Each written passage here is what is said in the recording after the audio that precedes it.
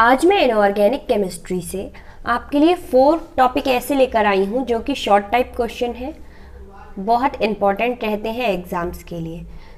तो हम बात करेंगे 4 क्वेश्चंस की, जिसमें फर्स्ट क्वेश्चन है हीमोग्लोबिन का रंग लाल क्यों होता है। सेकंड है हरी सब्जियों में हीमोग्लोबिन होता है फिर भी रक्त अल्पता वाले मरीजों को इसका सेवन क्यों करना होता है। लाभदायक तत्व, आवश्यक तत्व पर संक्षिप्त टिप्पणी बतानी है आपको। एंड क्लोरोफिल तथा हीमोग्लोबिन में संबंध बताना है। तो फर्स्ट हम बात करेंगे हीमोग्लोबिन का रंग लाल क्यों होता है। तो हीमोग्लोबिन अणु में पोराफायरिन चक्र संयुग्मित तथा समतलीय होता है। Fe आयरन तथा स्थायी पाई तथा निम्न स्थायी स्थित पाई ऑर्बिटल के बीच आवेश स्थानांतरण के कारण उत्पन्न होता है। अब क्या कह रहा है यहाँ पे कि हीमोग्लोबिन अणु में पोराफायरिन चक्र संयुग्मित तथा समतलीय होता है। जो हीमोग्लोबिन अणु है उनमें जो पोराफायरिन चक्र प्रेजेंट है वो क्या है, संयुग्मित है और समतलीय है। Fe आयरन, जो Fe को हम आयरन कहते हैं, पर स्थायी पाई तथा निम्न स्थित पाई ऑर्बिटल के बीच आवेश स्थानांतरण के कारण उत्पन्न होता है। इसीलिए जो स्थानांतरण के कारण उत्पन्न होता है, इसीलिए हीमोग्लोबिन का रंग क्या होता है, लाल होता है। नेक्स्ट हम बात करेंगे हरी सब्जियों। हरी सब्जियों में हीमोग्लोबिन होता है फिर भी रक्त अल्पता वाले मरीजों को इसका सेवन करना क्यों होता है। ठीक है, हीमोग्लोबिन तथा क्लोरोफिल की रासायनिक संरचना समान होती है। क्या होती है, हीमोग्लोबिन और क्लोरोफिल की रासायनिक संरचनाएं होंगी वो समान होती हैं। इसीलिए शरीर में क्लोरोफिल आसानी से हेमी में परिवर्तित हो जाता है। संभवतः क्लोरोफिल का Mg परमाणु शरीर व ऑक्सीजन द्वारा आयरन में परिवर्तित हो जाता है। यहाँ पर बात हो रही है कि हीमोग्लोबिन और क्लोरोफिल का रासायनिक स्ट्रक्चर होता है वो बिल्कुल सेम होता है, बट क्या होता है, जो हमारी बॉडी होती है उसमें क्लोरोफिल बहुत आसानी से हेमी में परिवर्तित हो जाता है। जैसे कि आपने हीमोग्लोबिन पढ़ते टाइम देखा होगा, हेमी से मिलकर बना है हीमोग्लोबिन।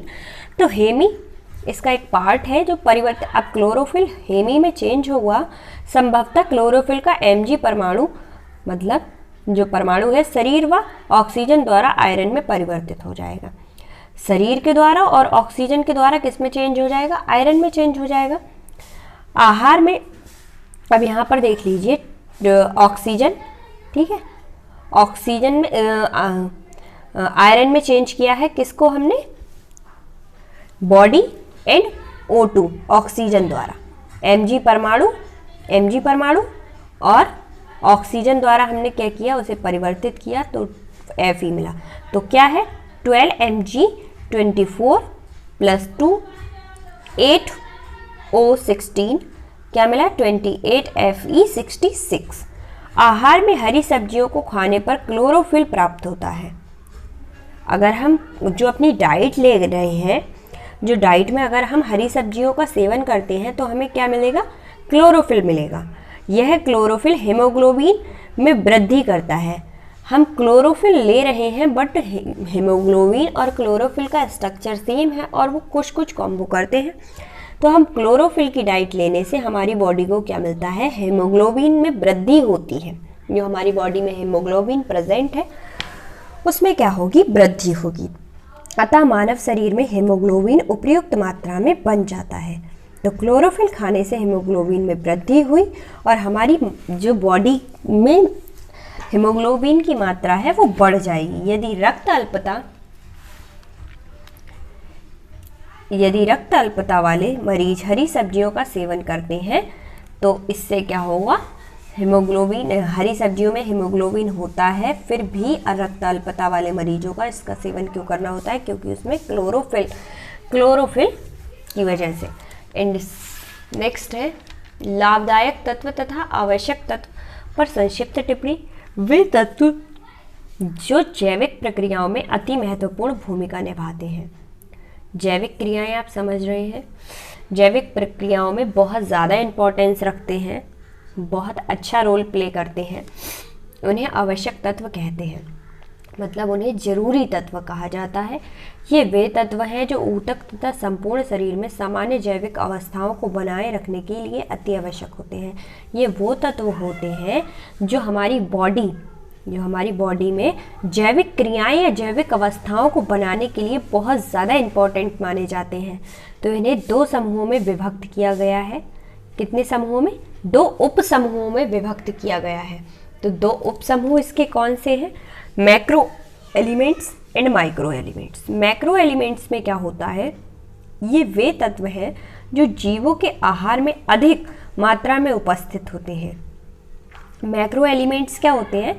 जो जीव होते हैं, उनकी जो डाइट होती है, जैसे जो फूड वो खा रहे हैं उसमें कुछ ज़्यादा ही मात्रा में वो प्रेजेंट होते हैं। एग्जाम्पल के लिए carbon, hydrogen, oxygen, nitrogen, sodium, potassium, calcium, magnesium, iron, phosphorus, sulphur एवं क्लोरीन। अब हम बात करेंगे माइक्रो एलिमेंट्स की। ये वे तत्व होते हैं जो जैविक प्रक्रियाओं में माइक्रोग्राम या नैनोग्राम में आवश्यक होते हैं। इनकी जो मात्रा होती है वो कम होती है, ये ग्राम या नैनोग्राम में प्रेजेंट होते हैं। एग्जाम्पल के लिए copper, zinc, cobalt, manganese, iodine, fluorine. तो ये था लाभदायक तत्व और आवश्यक तत्वों में डिफरेंसेस। तो अब मतलब संक्षिप्त टिप्पणी थी एक, जिसमें मैक्रो और माइक्रो एलिमेंट्स प्रेजेंट थे। अब हम बात करेंगे नेक्स्ट क्वेश्चन की, क्लोरोफिल तथा हीमोग्लोबिन में संबंध बताओ।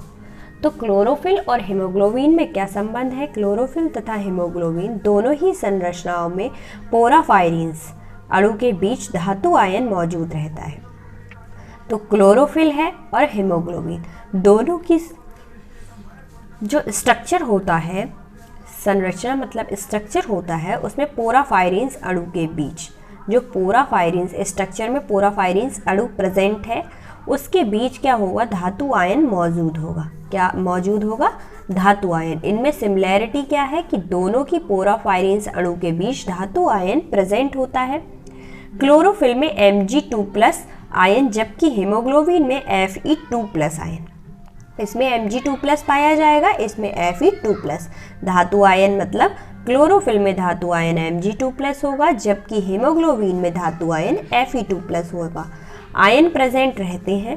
शरीर में क्लोरोफिल आसानी से हीमोग्लोबिन में परिवर्तित हो जाता है, जैसा कि मैंने हरी सब्जियों वाले क्वेश्चन में बताया था अभी आपको पिछले में, कि ये आसानी से क्या हो जाता है? चेंज हो जाता है। तो क्या है? 12Mg24 + 2 8O16, तो हमें क्या मिलेगा? 28Fe56 हमें आयरन मिलेगा। किससे? परमाणु Mg परमाणु और ऑक्सीजन की क्रिया कराकर हमें क्या मिलेगा? आयरन मिलेगा। तो ये थे आज के most important 4 questions. I hope आपको समझ आए होंगे। Thank you so much.